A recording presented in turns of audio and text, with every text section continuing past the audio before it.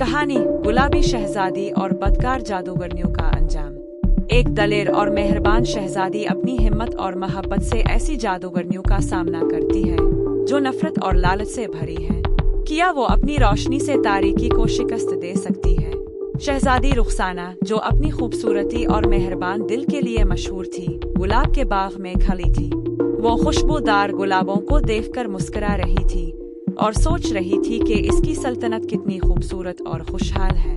लेकिन अचानक फिजा में काली धुंध छाने लगी। एक खौफनाक बूढ़ी जादूगरनी नमूदार हुई, जिसने एक लंबा काला चोगा और नोकदार टोपी पहनी हुई थी। इसके चेहरे पर नफरत के आसार थे और इसने ऐलान किया, ये खुशबू और खूबसूरती मेरी तारीख दुनिया के लिए है।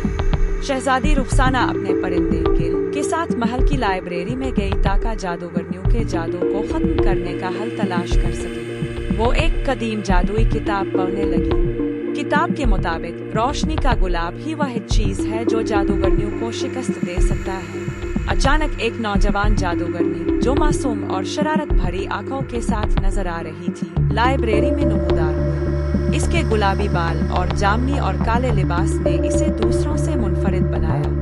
इसने हंसते हुए कहा, ये किताब तुम्हें बचा नहीं सकती शहजादी। शहजादी रुखसाना ने अपना खौफ एक तरफ रखकर रोशनी का गुलाब बनाने की तैयारी शुरू की।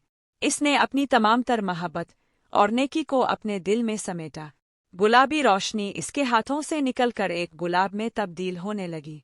लेकिन इसी वक्त वही बूढ़ी जादूगरनी और नौजवान जादूगरनी इस पर हमला करने के लिए तैयार हो गईं। दोनों ने अपने जादुई वार करने शुरू किए, लेकिन रुखसाना के दिल की रोशनी उनके वार को रोक रही थी। शहजादी रोशनी का गुलाब लेकर जादूगरनियों के तारीक कले में जा पहुंची।